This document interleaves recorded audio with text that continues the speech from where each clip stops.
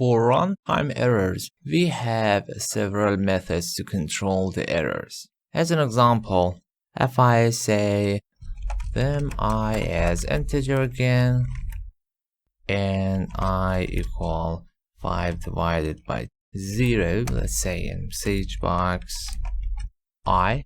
Of course, if I run the program, we will get division by 0 error, which the number, by the way, it is 11.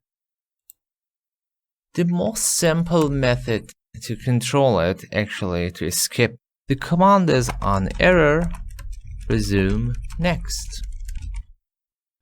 This line of code will skip every error after this and go to the next one. So here, if I run the program, you will see 0 because default value is 0 for the definition of I. As an example, if I say I equal 5, now you will get 5. And note that it is important where did you placed. For instance, if I bring it here,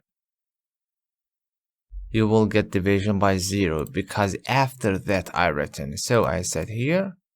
And note that it is everything after that inside of subroutine, not only one line. If I set I equal 8, of course the result gonna be 8 because this is error, so we're gonna skip it. This is not, it will set and show the message. But even after that, I say I equal I divide by 0 again, you won't see error again because it is resuming to the next and next. So it still kept the last correct value. So error, skip, I equal 8, yes. Again error, so still I, it is 8 and get a message.